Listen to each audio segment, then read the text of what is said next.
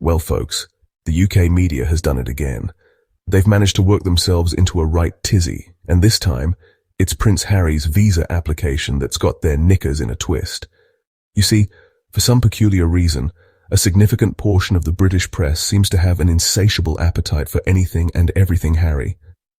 Whether it's his personal life, his family dynamics, or even his immigration paperwork, they're all over it like a bad rash.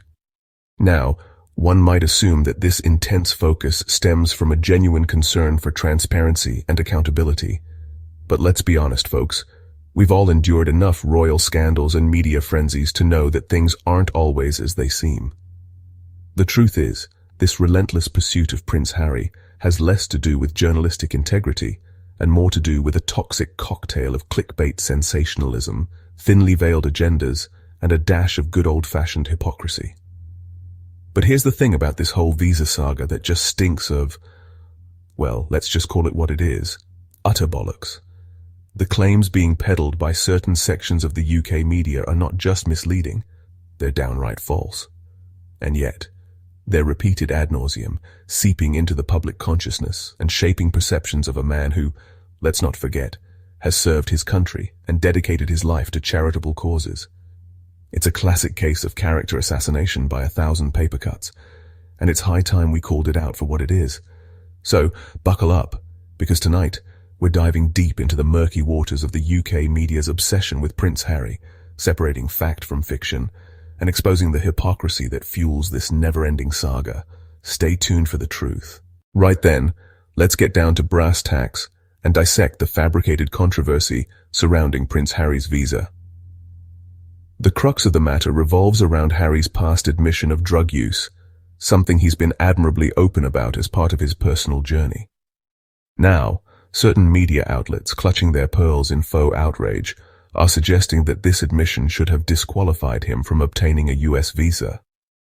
They're waving around immigration forms like they've uncovered some scandalous state secret, conveniently ignoring the fact that Harry has never made any secret of his past experiences. It's all there out in the open, a testament to his honesty and willingness to confront his demons. But of course, nuance and context don't sell papers, do they?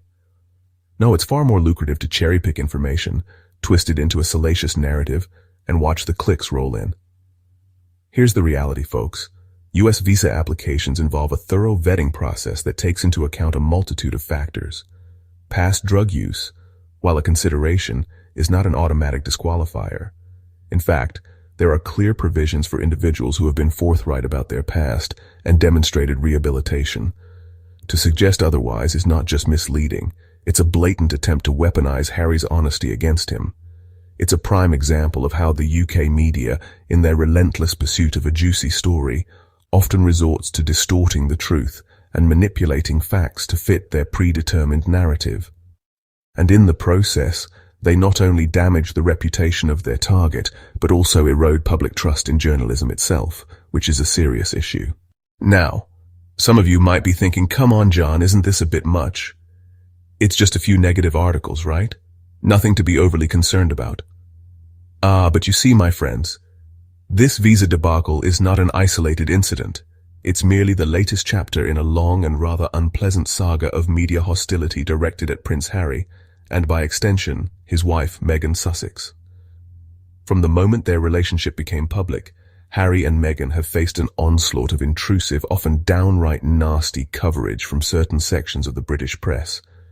We're talking about everything from thinly veiled racist dog whistles to outright fabrications about their personal lives. It's been relentless, invasive, and frankly quite disturbing to witness. Remember the relentless scrutiny of Meghan's family? The constant comparisons between her and Kate Middleton, the unfounded rumors about rifts within the royal family. It's been a masterclass in how to manufacture drama and demonize individuals for the sake of clicks and circulation. And let's not forget the impact this constant barrage of negativity has had on Harry and Meghan's mental health. Harry, to his credit, has been incredibly vocal about the toll this media harassment has taken on him and his family. He's spoken openly about the anxiety, the panic attacks, the feeling of being constantly hunted. And who can blame him? The pressure is unimaginable. Imagine being followed, scrutinized, and misrepresented on a daily basis. It's enough to drive anyone to the brink. The emotional toll is simply staggering. But here's the kicker, folks. And this is where the hypocrisy of the British press truly comes into sharp focus. While Harry and Meghan are subjected to this constant barrage of negative attention, other members of the royal family, who've been involved in far more serious scandals, seem to escape similar scrutiny. Take, for instance, Prince Andrew and his rather unsavory association with Jeffrey Epstein. Now, that's a scandal with real-world implications, involving allegations of sexual assault and trafficking. And yet, the media coverage, while critical, pales in comparison to the vitriol directed at Harry and Meghan. Then there's the curious case of Prince Charles and his rather cozy relationship with certain media moguls.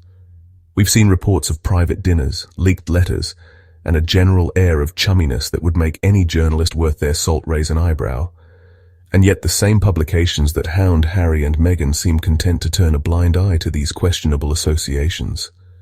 It's almost as if there's a hierarchy of scandal within the royal family, with Harry and Meghan, the couple who dared to challenge the status quo, relegated to the bottom rung. It's a classic case of double standards, where certain individuals are held to a different, far more forgiving standard than others.